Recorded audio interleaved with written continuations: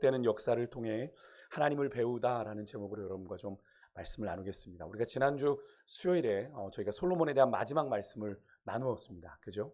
사실 그것으로 솔로몬의 이야기가 다 끝나도 전혀 문제가 없는데, 그 뒤로 그의 아들 르호보암이 그의 왕위를 물려받는 사건 직전에 이렇게 꼭 우리가 예전에 전과를 사거나, 요즘에는 좀 아닙니다만 옛날에 아이들 전과 사주시거나 뭐 소년 중앙 같은 어린이 잡지를 사주시면 뭐가 꼭 있었죠? 부록 1, 부록 2 이래가지고, 그죠? 요만한 만화책도 들어있고 장난감도 들어있었는데, 오늘 이야기는 약간 그런 솔로몬 이야기의 부록 같은 이야기입니다. 그러니까 솔로몬의 통치 기간에 있었던 대적들 세 사람이 등장을 하는데요, 11장 끝까지가 그렇게 소개가 되고 있습니다. 오늘 본문은 그 세 사람 중에 하나이자 솔로몬에 대한 하나님의 심판, 이스라엘을 두 나라로 쪼개시는 일에 쓰임받은 여로보암이라는 인물을 통해 우리에게 주시는 좀 은혜를 나누려고 하는데요, 먼저 앞에 소개된 솔로몬의 대적 두 사람에 대해서 좀 잠시 살펴보면 거기서 우리가 좀 중요한 교훈을 발견하게 되는데, 이 두 사람은 다 이방인들로 이름은 하닷,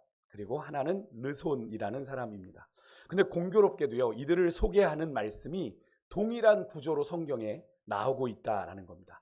우리가 앞에 읽지 않은 말씀이지만 먼저 14절 말씀을 한번 보시면, 화면에 보시면, 여호와께서 에돔 사람 누구를? 하닷을 일으켜 솔로몬의 대적이 되게 하시니. 주어가 누굽니까?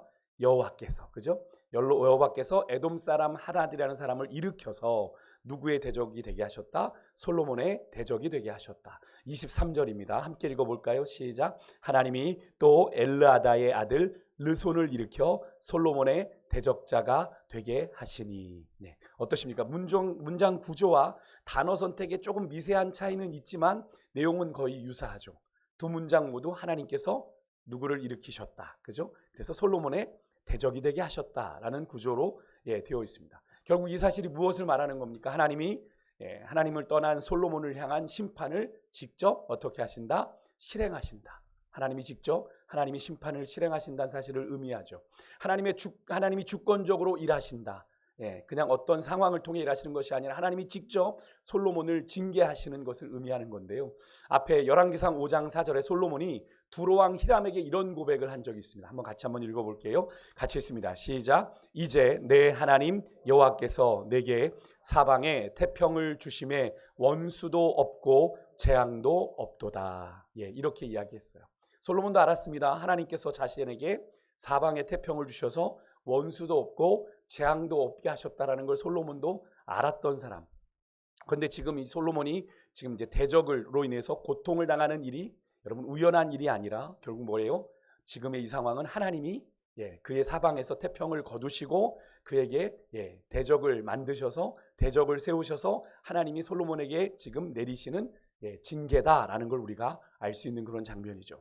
거기다가 더 놀라운 건요, 먼저 언급되는 이 하닷, 르손이라는 이 두 대적의 이야기가요, 이들의 등장 이야기가, 이들의 스토리가 하나님이 당신이 새로운 역사를 이루실 때 사람을 준비하던 방식과 되게 유사하고 비슷하다라는 거예요.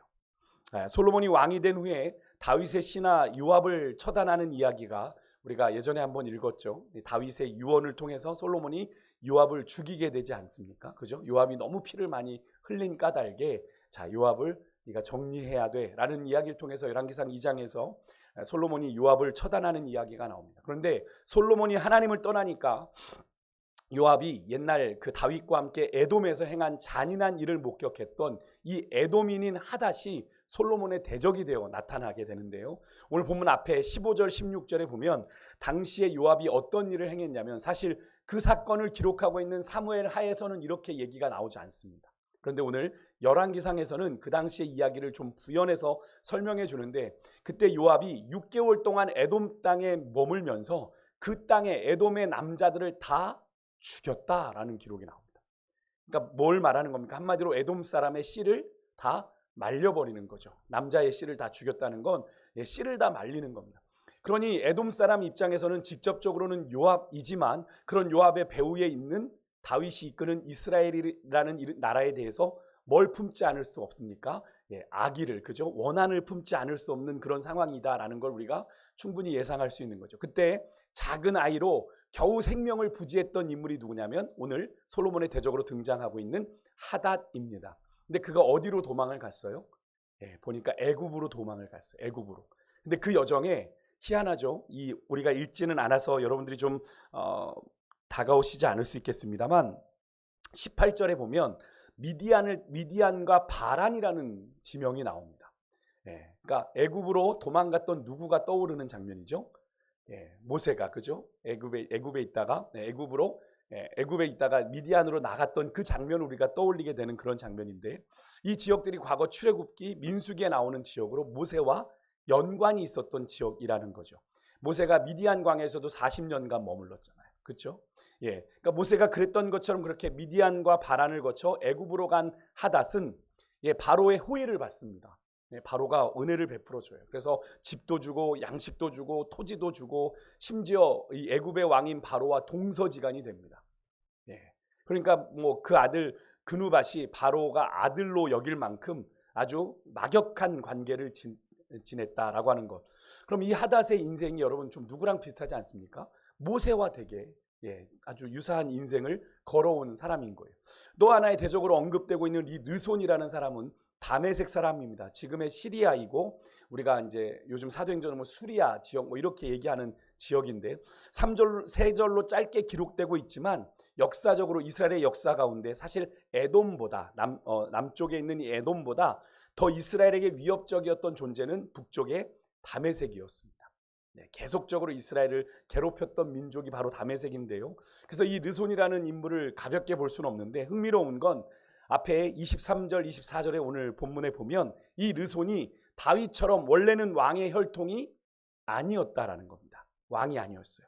원래 르손은 이 소바왕 하닷 에셀에게서 도망한 사람으로 다윗이 이 하닷 에셀을 멸망시킬 때 그 틈을 노려서 세력을 규합해 이 하닷 에셀을 대신해서 다메섹의 왕이 된 사람이 바로 이 르손입니다. 그러니까 원래 왕의 혈통이 아닌 사람인데 자기 나라가 멸망하는 그 사이에 자기만의 세력을 규합해서 왕의 자리에 오른 사람입니다. 그러니까 이 르손이 다메섹의 왕이 된 이후에 이스라엘을 괴롭히는 숙적이 되었다라고 오늘 본문 우리가 읽지 않았지만 25절의 말씀은 우리에게 그렇게 이야기를 하는 거예요. 근데 사실 이 하닷과 르손이라고 하는 이 두 이방인 사람은 사실은 직접적으로는요 이스라엘을 대적할 이유가 사실은 없는 사람들입니다. 그러니까 이스라엘의 대적이 될 이유가 뚜렷하게 없는 사람이에요. 물론 하닷은 아까 말씀드렸던 것처럼 요압이 6개월 동안 그 땅에 머물면서 그 남자들을 다 씨를 말렸기 때문에 어쩌면 민족의 원수인 이스라엘에 대한 원한은 남아있을지 모르지만 사실 당시에 하닷은 제법 애굽에서 자리를 잡고 편하게 지내고 있었습니다.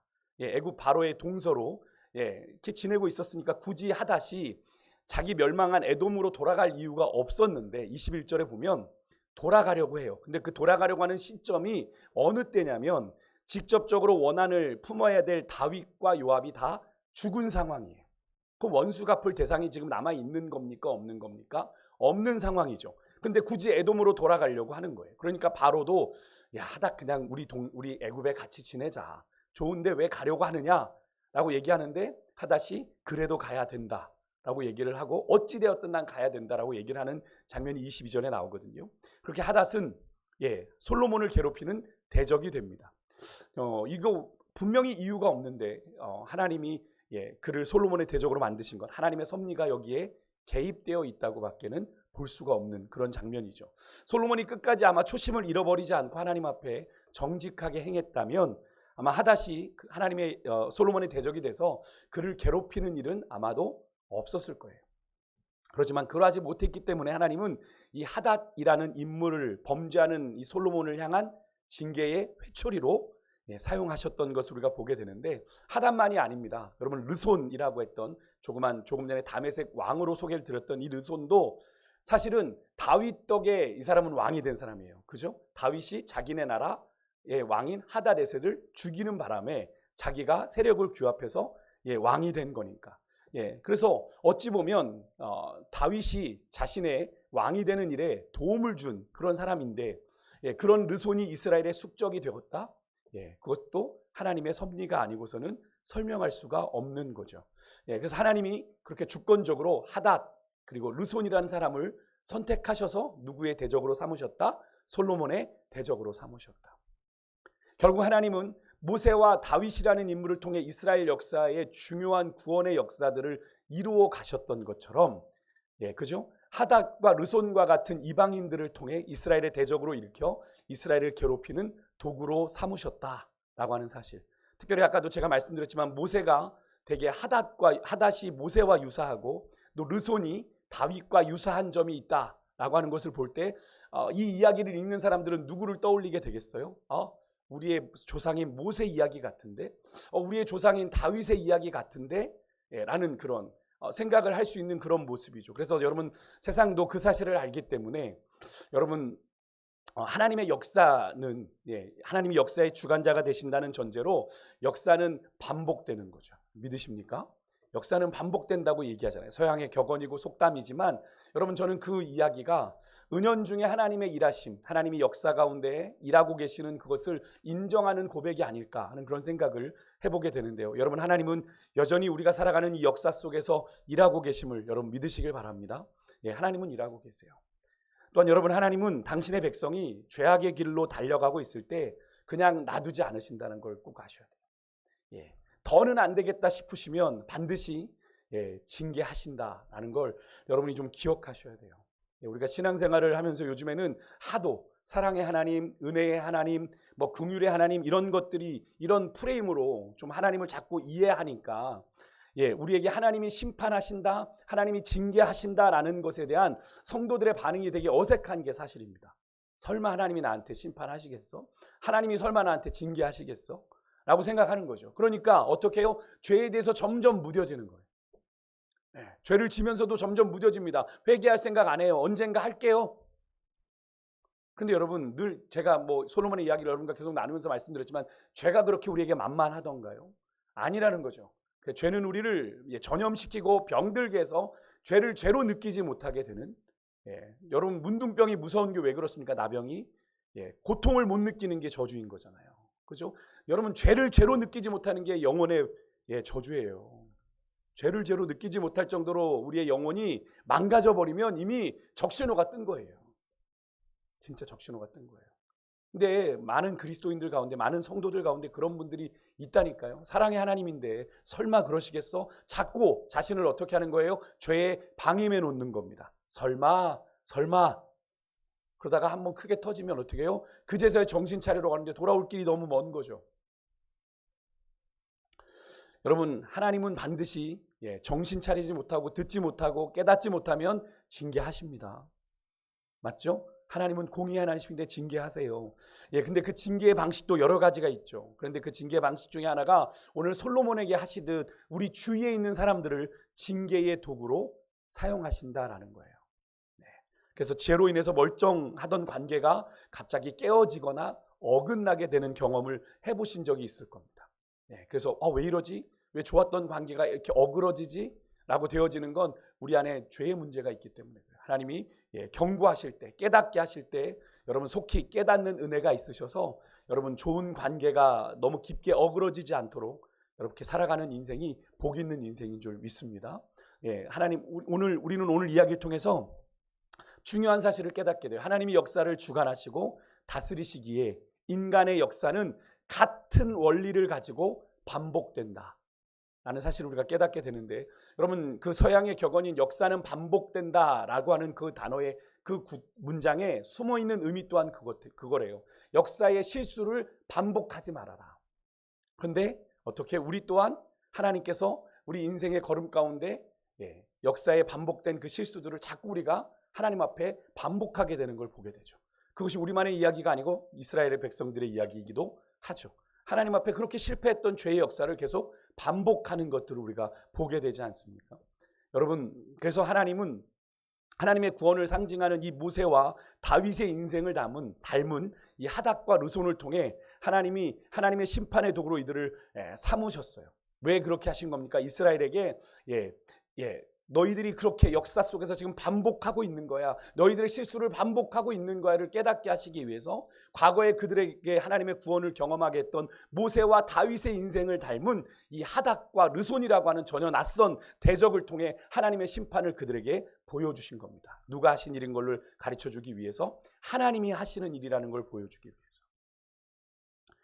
이어지는 오늘 우리가 이제 읽었던 여로보암의 이야기 또한 그런 패턴을 따르고 있어요. 여로보암은 사실 오늘 우리가 읽었지만 솔로몬의 총애를 사랑을 받던 사람입니다. 그런 사람이 솔로몬의 대적이 된 이유가 뭔지 오늘 본문을 통해서 우리가 이제 읽게 되겠는데, 읽으시면서 느끼셨는지 모르겠지만 오늘 본문에 이 솔로몬과 여로보암의 관계가요, 과거 사울과 다윗의 관계와 아주 유사합니다. 사울의 밑에서 다윗을 기르신 하나님이 솔로몬의 수하에서 여로보암을 기르시고, 다윗이 사울의 미움을 받아 도망하게 하신 하나님이 여로보암도 어떻게 해요? 솔로몬에게 미움을 받아 어디로 도망합니까? 애굽으로 도망하게 하시는 이야기가 상당히 오버랩이 돼요. 오늘 본문을 통해서 우리가 자세히 살펴보면 26절에 여로보암은요, 다윗 왕조가 속한 유다 지파와 라이벌 관계인 어디 지파 사람이냐면 에브라임 사람입니다. 에브라임 사람. 아버지 느밧이 일찍 죽어서 과부가 된 어머니 수르아의 손에 컸으니까 이 여로보암의 어린 시절은 결코 편안하지 않았다라고 생각할 수 있겠죠. 힘든 어린 시절을 보냈습니다. 하지만 28절에 보니까 그런 어려운 환경 속에서도 여로보암은 어떻게 자랐습니까? 큰 용사로 자랐습니다. 거기다가 부지런하기까지 했어요. 그래서 솔로몬의 눈에 들었습니다. 솔로몬이 그런 부지런한 여로보암에게 요셉 족속은 둘이죠, 그죠? 에브라임과 므낫세, 두 지파를 감독하는 그런 지위까지 올라가게 됩니다. 여로보암 입장에서 솔로몬은 자신의 그런 능력, 자신의 그런 부지런하고 근면함을 알아봐준 은인 같은 사람이죠, 그죠? 그런데 과거에 다윗에게 솔로몬이 찾아왔듯이 그런 여로보암에게 누가 찾아오냐면 오늘 본문에 보니까 실로 사람 선지자 아히야가 찾아왔다. 그리고 그에게 하나님의 말씀이 전해집니다. 근데 아히야가 그날 새 옷을 입고 왔어요. 그런데 그 새 옷을 갑자기 벗어 던지더니 12조각으로 찢습니다. 그리고 그 옷의 10조각을 누구에게 줍니까? 여로보암에게 주면서 하나님의 뜻이 있다라는 걸 이야기합니다. 31절, 32절 다시 한번 같이 읽어봅니다. 같이 읽습니다. 시작. 여로보암에게 이르되 너는 10조각을 가지라. 이스라엘의 하나님 여호와의 말씀이 내가 이 나라를 솔로몬의 손에서 찢어 빼앗아 10지파를 내게 주고 오직 내 종 다윗을 위하고 이스라엘의 모든 지파 중에서 택한 성읍 예루살렘을 위하여 한 지파를 솔로몬에게 주리니. 아멘. 무슨 말씀입니까? 과거 사울이 하나님의 말씀을 떠났을 때 그 왕권을 누구에게 주셨죠? 다윗에게 기름 부어서 그 왕권을 다윗에게 주셨듯이 하나님은 우상을 숭배하며 말씀을 떠난 솔로몬으로부터 왕권을 빼앗아 누구에게 주실 거다라는 이야기예요? 여로보암에게 주실 거다라는 이야기.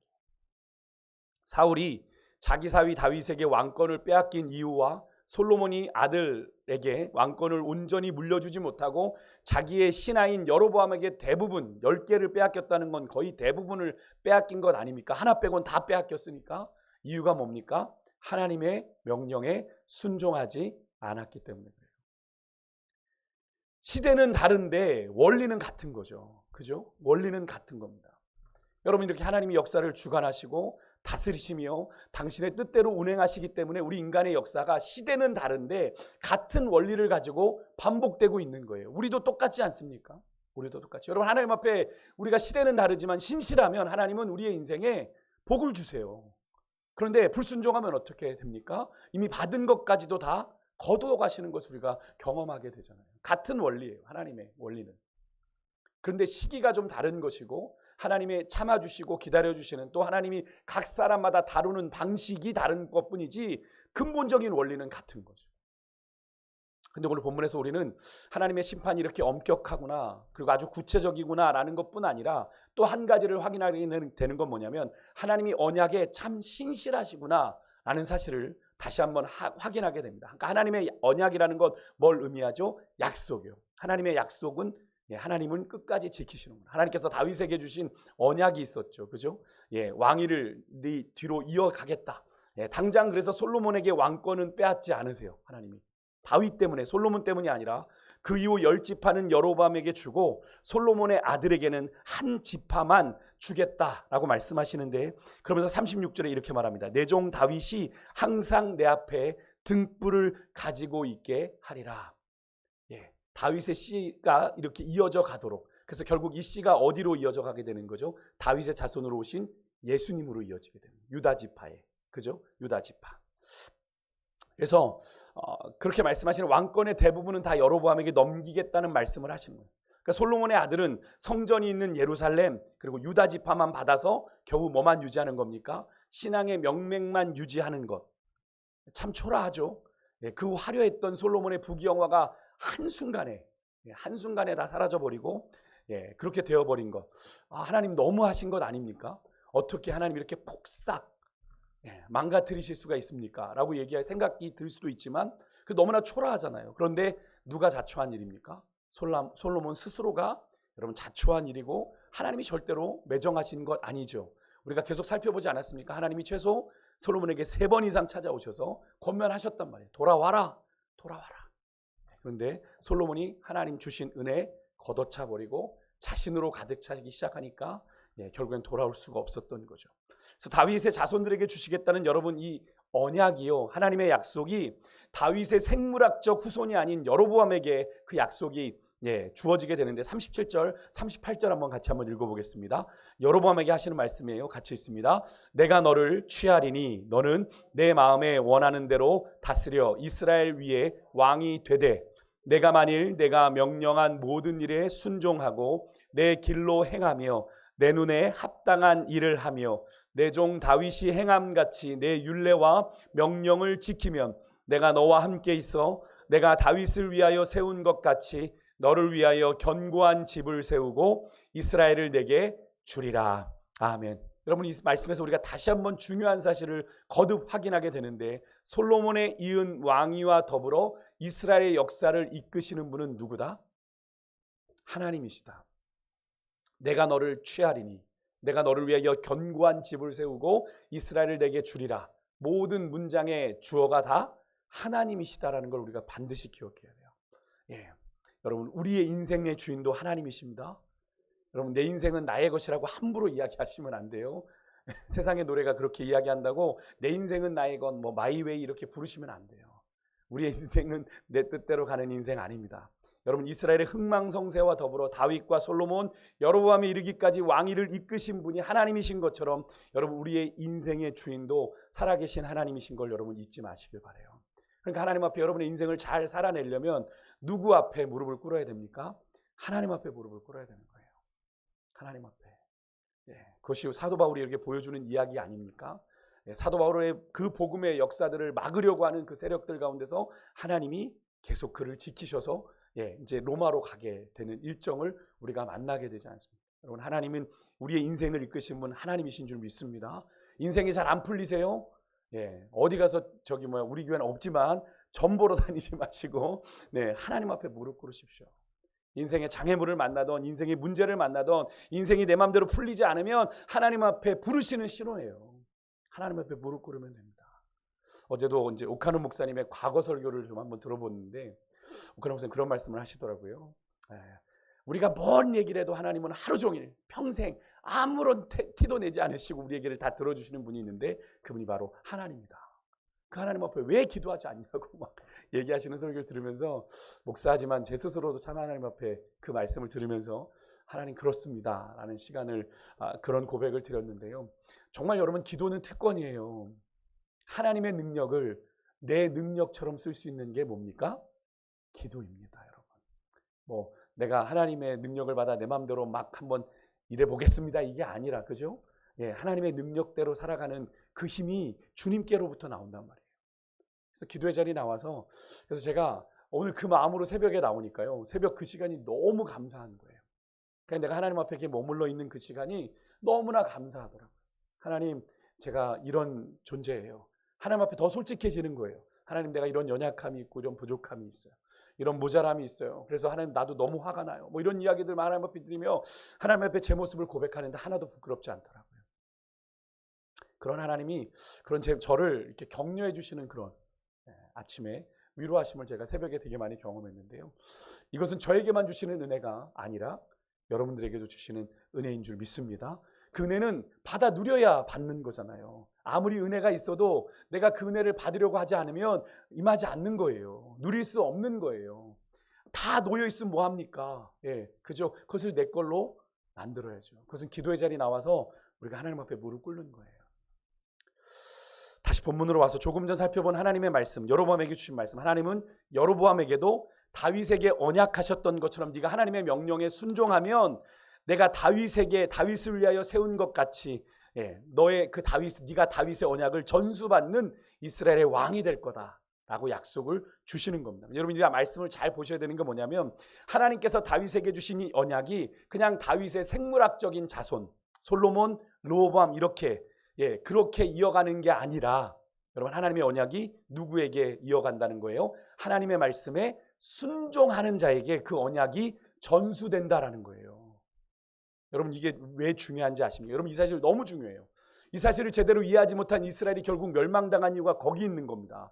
자신들이 어떻게 하든 자신들은 언약 백성이고, 그죠? 이스라엘이 멸망하게 된 이유가 뭡니까? 자신들의 땅에는 하나님의 임재를 상징하는 성전이 있다는 이유로, 그죠? 하나님이 무수히 선지자들을 보내 하나님이 심판하실 거야, 너희들 회개해, 돌이켜라고 얘기했는데 그걸 다 무시했다가 이스라엘 백성이 다 멸망당한 거 아닙니까? 그죠? 그들이 하나님 앞에 바로 순종하고 서야 되는데 순종하지 않으면서 우리 성전이 있는데 뭐, 난 언약 백성인데 뭐, 나는 태생적으로 그래, 내겐 성전이 있어, 하나님이 설마 우리를 버리시겠어? 하나님이 버리셨잖아요. 치셨잖아요. 70년. 여러분, 이것을 꼭 기억하셔야 돼요. 당연한 건 없는 겁니다. 또 하나, 오늘 다윗의 언약을 전수받는 왕의 조건이 다윗의 생물학적 후손이 아니라 내가 그 배 밑에서 태어나면 그게 봐도 되는 게 아니라 하나님의 말씀에 순종하는 자라는 이 사실은 오늘을 사는 우리에게도 되게 중요한 영적인 의미가 있어요. 여러분, 제가 종종 말씀드린 적이 있죠. 요즘엔 뭐 잘 모르겠습니다만 제가 이제 전도사 시절 사역할 때는 이제 중등부 고등부를 하다 보니까 부모들이 교회 중직인데도 아이들을 안 보내요. 예배에. 그래서 이제 그때는 제가 좀 호기로웠던 것 같아요. 막 가서 이제 저는 손주가 안 왔는데요. 그래서 가서 예배에 안 왔습니다. 막 이렇게 제가 막 얘기해서 막 예배를 보내주시도록, 수련회 학원 가서 못 보낸다 그러면 제가 부모님 찾아갔습니다. 애들의 인생이 여기 달려 있는데 어딜 학원 때문에 여기를 안 보내신다고요? 막 이렇게 다투던 기억이 나는데, 근데 일부 성도들 중에 그 당시에 그랬어요. 부모가 하나님 앞에 잘하면 나 자녀들은 그냥 복을 받을 거다. 맞습니까? 그러면 아니에요. 자녀들에게 믿음을 전수하지 않고 부모 자신의 믿음에만, 신앙에만 힘을 쏟는 경우가 있습니다. 엄마가 기도할게. 제가 종종 얘기했죠. 엄마가 저기 철회할게. 너는 가서 공부해. 넌 학원 가. 신앙생활은 나중에 대학 가면 해. 취업하면 해. 그렇게 했더니 어떻게 됐어요? 대학 가서 돌아왔어요? 대학 가서 신앙생활 하든가요? 취업해서 신앙생활 하든가요? 죄송한데 많은 경우가 그러지 않았습니다. 나중에 자녀가 머리가 다 컸잖아요. 이제 대학생 되기 시작하면 부모 말 잘 안 듣지 않습니까? 그죠? 머리가 크니까 부모의 말 듣지 않고 신앙도 내 자유입니다. 내가 하면 어떻게 해요? 신앙이 부모 세대에서 단절되어 버리는 경우를 많이 보았습니다. 정말 많이 보았습니다. 그것은 여러분 올바른 신앙 이해가 아니고 올바른 신앙의 교육도 아닙니다. 여러분, 오늘 다윗과 여로보암의 경우에서 우리가 분명히 확인하게 됩니다. 부모가 하나님 앞에 순종한다고 자녀가 당연하게 그 복을 받는 것이 아니다. 자녀 또한 그 부모의 믿음을 올바로 전수받아 하나님의 말씀에 자기 스스로가 순종할 때 그 복을 온전히 받아 누리는 거다. 여러분, 우리 생각대로라면, 인간적인 생각으로는 르호보암까지, 그래도 최소 그 솔로몬의 부귀영화를 떠올려 보면 몇 대까지라도 그 복이 이어져 내려가야 좀 하나님의 체면도 쓸 것 같은데, 여러분, 다윗에게 주신 약속이 전혀 왕의 혈통이 아닌 솔로몬의 신복인 여로보암에게 넘어갔다는 이 사실이 여러분 우리에게 시사하는 바가 되게 큰 거예요. 하나님의 약속이 그냥 넘어가는 게 아니라는 거예요. 그 자녀라고 그냥 넘어가는 게 아니라는 거예요. 하나님의 말씀에 순종하는 자에게 하나님이 당신의 역사를 이루신다. 여러분, 이것을 반드시 기억하셔야 됩니다. 그래서 여러분, 출신, 내가 유대인이야, 지금 신약 우리가 사도행전을 보면서 유대인이라는 그 혈통에 여전히 유대인들은 매여 있으면서 자기들은 되게 특별한 것처럼 이야기합니다. 그죠? 물론 하나님께서 그들을 선택하시고 언약을 맺으셨다는 선민이라는 건 중요하죠, 하나님에겐. 그렇지만 그것이 어떤 신앙적인 우월감을 가져야 되는 건 아닌데, 그죠? 그걸 가지고 이방인들을 무시하는 일들이 계속 우리가 읽는 사도행전에서 일어나고 있는 일들이잖아요. 여러분, 하나님 앞에선 출신, 어떤 혈통, 배경 이런 게 중요한 게 아니라 내가 하나님 앞에 얼마나 순종하는가. 이 통해서 하나님 그 믿음이 결정되는 거예요. 그렇게 여러분 선지자 아이야가 하나님의 말씀을 여로보암에게 전하니까 마치 사울이 다윗을 죽이려고 하듯이, 그래서 다윗이 사울 때문에 도망자가 된 것 같은 비슷한 일이 벌어져요. 모든 사람이 영광의 왕이고 지혜의 왕으로 기억했던 이 솔로몬의 말년이요, 여러분 결국 하나님께 버림받아서 다윗을 죽이는데 온통 혈안이 됐던 사울의 말년과 되게 비슷합니다. 되게 비슷해요. 물론 사울은 전장에서 비참한 최후를 당하죠. 스스로 자결하지 않습니까? 그죠? 죽여달라고 했는데 죽이지 않으니까 자기가 창 세워놓고 그 위에 고꾸라져 죽잖아요. 그렇게 비참한 죽음을 솔로몬은 맞이하지 않았지만 40년간 왕자에 있으면서 하나님께 받은 어떤 은혜보다도 큰 은혜를 누렸음에도 불구하고 솔로몬의 인생은 유종의 미를 거두지 못합니다. 그의 아들 로보암은 그 아버지 솔로몬으로 인해 억울할지 모르겠지만 여로보암에게 왕권의 대부분을 다 빼앗기고 겨우 유다 지파 하나 건사해가지고 왕위를 유지하는 그런 왕이 되어버리고 말아요.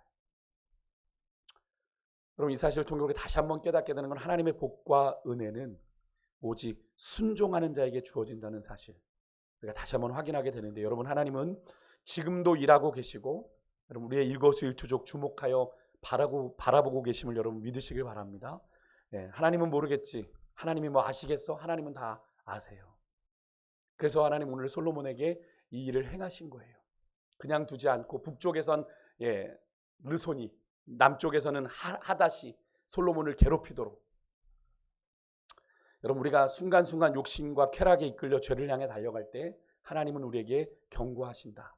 말씀을 통해, 때로는 상황을 통해, 또 우리에게 허락하신 여러 가지 모양의 관계들을 통해 우리에게 음성을 들려주신다. 뭐 사람의 소리로 들리는 게 아니라 우리의 마음에 하나님의 말씀이 생각나게 하시는 거죠. 그죠? 그렇게 하실 때 여러분 들려주실 때 깨닫는 은혜가 있으시기를 주의 이름으로 축복합니다. 깨닫는 게 은혜예요. 늘 말씀드리지만 내가 말씀을 읽고 들을 때 깨달아지는 게 은혜입니다. 그게 습관처럼 그냥 마지못해 하는 것 되면 그것처럼 힘든 게 없죠. 근데 말씀을 읽는 게 너무 즐거워요. 말씀을 읽는 가운데 주시는 하나님의 위로의 음성이 들려요. 말씀을 듣는 가운데 나를 사랑하신다는 말씀이 들려요. 그것처럼 행복한 일이 어디 있습니까? 이런 은혜를 여러분 모두가 누리시길 주님으로 축복합니다. 그래서 여러분 순종이 제사보다 낫다는 말을 우리가 알지만 이 솔로몬의 이야기에서는 우리가 뭘 보셔야 되냐면 순종이 뭐보다 나아요? 지혜보다 나아요. 순종이 지혜보다 낫습니다. 순종이 없는 지혜, 아무리 세상이 인정하는 탁월한 지혜라고 하더라도 성공하지 못하고 실패를 낳는다. 그것이 바로 솔로몬 이야기의 결론입니다. 순종이 없는 지혜는, 한번 따라해 보시겠어요? 순종이 없는 지혜는 실패를 낳는다. 여러분 지혜로워지려고 하지 마시고, 여러분 하나님 내가 순종하는 인생 되겠습니다. 하나님 나를 순종하는 자 되게 해주십시오. 그래서 솔로몬의 이 교훈, 마지막 남는 이 순종이 없는 지혜가 결국엔 인생 실패하는 인생 되어버렸잖아요. 한창 때 뭐 잘 나가면 뭐합니까? 그의 인생은 마지막은 너무나도 초라한데, 그죠? 여러분 이 솔로몬의 교훈을 잘 붙잡으셔서 하나님이 주신 이 믿음의 은혜와 복을 내가 순종함으로 끝까지 잘 계승하며 이어가리라. 그렇게 소망하며 그렇게 믿음으로 나아갈 수 있는 여러분과 제가 될 수 있기를 주의 이름으로 축복합니다. 우리 시간에 같이